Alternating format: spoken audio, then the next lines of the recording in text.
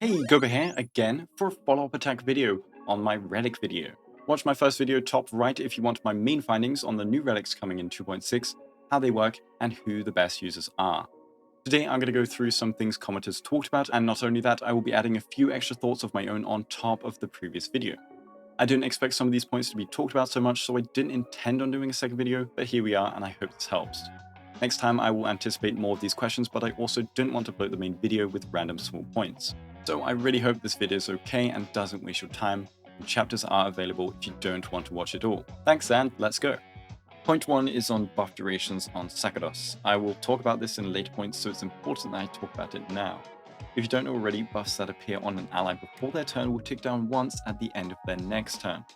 And then some buffs, not all, that appear on an ally during their turn will not tick down at the end of their turn, giving them an extra action worth of buffs and letting you have more time to refresh its duration. Sacerdos is one of these special buffs that won't drop a turn if applied during an ally's turn. Unfortunately, only single target ultimates that target someone can do this, so for example Qingque or Heng. This leads us to the following buff duration situation on an example DPS with Sparkle and Qingque. Sparkle applies it before, Qingque during, and you can see which one will drop a turn and which one won't. Anyway, just keep this in mind for later. So point 2 is Dan Heng Imbibitor Lunae. I was surprised about the amount of people asking if Scholar loss in erudition is good for him. Not bad to ask questions though, please go ahead. Anyways, Lunae is a basic attack carry. Without considering a battery, basics are in fact over 80% of his damage profile. Scholar boosts skill damage a ton, of which he does 0, because that enhances his basics. And Scholar also boosts ults. Yes, his ults slap, and he can get many in a battery composition, but you're looking at 8% crit rate and 20% damage to maybe a quarter of your damage, versus using the 2-piece and having 8% crit rate and 10% damage to all your abilities. Just keep sticking with 2 pieces or old 4 pieces for now, until our guy gets a real upgrade. And he cannot use Sacerdos on himself. Now point 3 is on Jingliu. The reason why Scholar isn't like a gigantic upgrade over 4 ice is because of 3 things. First, even with that crit rate, we can't magically transfer all of our crit rate subs to crit damage. That would take months and months of farming. So I opted for attack percent as it wouldn't overcap my normal substat distribution. Secondly, no matter what we replace our crit rate subs with thanks to the 2-piece, she saturates a ton on it already. If you swap to attack, she gets 180% of that already, add on top any supports. If you swap to crit damage, she builds crit damage a ton already, but Sparkle and Bronya just slap even more. Paired with Sacerdos on top of those allies, and it gets worse. Third, the ice damage percent is still pretty good on 4 ice. Scholar is her best in slot though, yippee. Another thing I'd like to mention is Jingliu paired with Sacerdos allies. Remember point 1? Well, Advance Forward is a surefire way to ruin buff timings, and it's a reason why E2 Bronya also has some struggles with Jingliu. If using a fast Sparkle to boost up Jingliu on her very first turn, Jingliu will get the 2-turn buff, it will tick down, and then she advances her action by 100%. What this then means is that turn finishes and the buff ticks down again. And voila, no more Sacerdos. This will happen every single time she goes into a Spectral Transmigration state.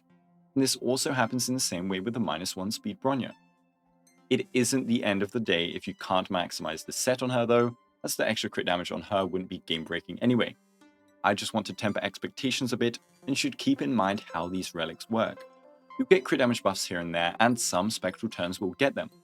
Furthermore, if using Qingque, you'll be able to carry on the buffs for a long time thanks to Qingque's ult. And if you play with a perma-enhanced state Jingliu, then your buff durations should be completely fine. These buff duration shenanigans have the same problem with the E2 Lunae. Sparkle advances him, he slaps enemies, ults, picks another turn, boom, there goes his buffs. That's why aura buffs are so potent for him at E2. And of course, this is the case for Sushang with her ult too. Speaking of her, point 4, yes, Scholar is the best on crit Sushang. If you still play her like that, you can farm this up for her. Sorry for missing that. Point 5, Lynx. I said in the first video that healers that want a skill can use it, and Lynx comes under that umbrella. Most healers do want to use their basics, and a 36% crit damage buff isn't worth 2 SP. But when you use a sustain you put in the team to specifically skill spam, then you now get a bonus benefit with Sacerdos. So if you don't always use skill on Lynx, I wouldn't start now, but if you use Lynx and skill spam on her with, for example, a Blade, Clara or Yunli, Then you can use Sacerdos on her to now give a bonus of crit damage on top of aggro, attack percent, debuff resistance, F-raise, and max HP. All that in one can of whatever that is. 2.6 is Qingque and Seele and the Quantum set. Near the end of the Scholar part, I say if I miss one, they probably already have a better set. For example, Fei Xiao, don't swap off Valorous or Duke to go Scholar. Of course, I can also miss units like I did with Sushang. 2 units I deliberately didn't include were Seele and Qingque, but after a lot of questions on them, let's go I guess. Seele's questions were her on the Scholar set, Qingque on Sacerdos, and she self-targets during her skill, and it counts, unlike Heng Imbibitor Lunae. Anyways, the Seele adores that crit rate from Scholar, sure, but the 4-piece is just damage percent. On a unit that self-buffs damage percent a ton, has damage percent in tons of different light cone options, and has damage percent in commonly used allies like Sparkle, Tingyun, Robin, Bronya, this 20 to 45 damage is just not all that game-changing for her. But then you consider her 1.0 option, the set that has 20% Def Ignore. Now, we went from underhyping Def Ignore to overhyping it, and now maybe we're at a middle ground. But either way, 20% Def Ignore is going to beat out these diluted stats on Seele, and don't forget using a unit like Silverwolf or E2 Sparkle will further boost the power of Quantum Set's 20% Def Ignore. Despite that though, Scholar is a fine alternative to Quantum Set if you don't want to farm that sussy domain and prefer these much more universal pieces. You also get to kit out some of her supports. Anyways, I should have mentioned Seele, as even if it isn't best in slot, it will be a much more efficient farm. My bad on that one. As for Qingque with Sacerdos, the concept is really cool, and I knew that she could use the set, but I just felt that it's a waste. Like with Lunae, I'd rather wait for an actual basic attack carry set one day. Nevertheless, let's see why I think it's a waste. 36% crit damage on a 4-piece is still pretty substantial, and the speed when actually used is as powerful as a DPS 2-piece as it can get you to relevant breakpoints. But let's consider Qingque's common allies, Bronya or Sparkle. They will probably use Sacerdos too now. So 36% crit damage thus becomes pretty diluted. Not only that, if you're using Qingque with one of these units, you will usually run her 0 speed. Definitely so if using her with Sparkle. So that 2-piece is rendered useless, and every other set gets stronger comparatively. And so Qingque gets a buttload of damage, attack, and her supports give her even more cool stats like crit damage. What's one stat none of them can give barring luxury upgrades? Def Ignore, again. So yes, you can farm this as an okay alternative if you don't want to farm the Quantum set, but it won't be beating it. 0.7 Luocha. At least testing on the CE server for the first video, Luocha's emergency heal does not work for Sacerdos' condition. This makes sense since it also doesn't work for shared healing. It just doesn't count as using a skill, I guess. The wording, after all, in his ability description says an effect equivalent to using his skill, but it doesn't say it uses his skill directly. Either way, even if it did work, it'd be random and unreliable 18% crit damage here and there, nothing extraordinary, and definitely not worth wasting your time farming. The 2-piece on him is excellent though for more speed. 0.8 Welt. Most of Welt's damage is in his talent and his skill, though with his skills and his ults that do decent damage, it's natural to question the power of Scholar on him. But like with Seele, his current options are very strong. Doing some calcs, I find it wasn't his new best in slot in some scenarios, but it is by a tiny amount in some other scenarios. So 1, you're refarming a very hard to build DPS for a sub 1% DPS gap, and 2, the reason why I don't recommend it is because the crit value on Wastelander and Pioneer I feel are essential to him due to his need to juggle a ton of stats. Nihility units also don't have much access to crit value light cones, and he has no crit traces. Versus Pioneer at E0, Scholar wasn't winning, and E1 doesn't use skill damage, it is additional damage, so it drops a bit.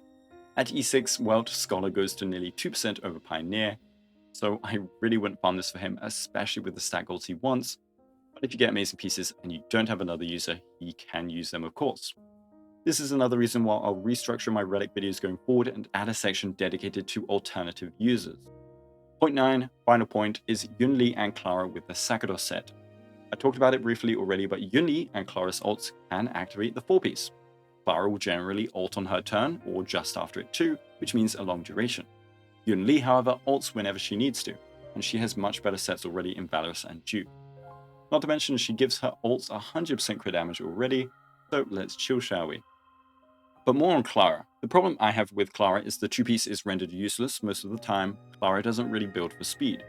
But then again, you face the fact that Clara really has terrible options otherwise in the 4-piece section. Like, we are still using the champion set, or 2-piece mixes on her in 2024. If she maxes its duration, which she can if always ulting on her turn, then it's her best, as I pointed out in the first vid, but it's not going to be by much. In a vacuum with no supports, you're going to be looking at around under 1% because the 2-piece isn't being used. So don't refarm if you've got something spicy already, wait for a better set made for her. If you have suggestions on how I should do my Relic video for the next batch of sets we get, let me know below. But I think how I did it first with some extra additions should be good. I didn't rush the first vid, I just missed some extra detail and I didn't want to go overboard on lots of small bits. Like and sub if this helped, thank you so much for watching, and to my amazing YouTube members, and have a Guoba day.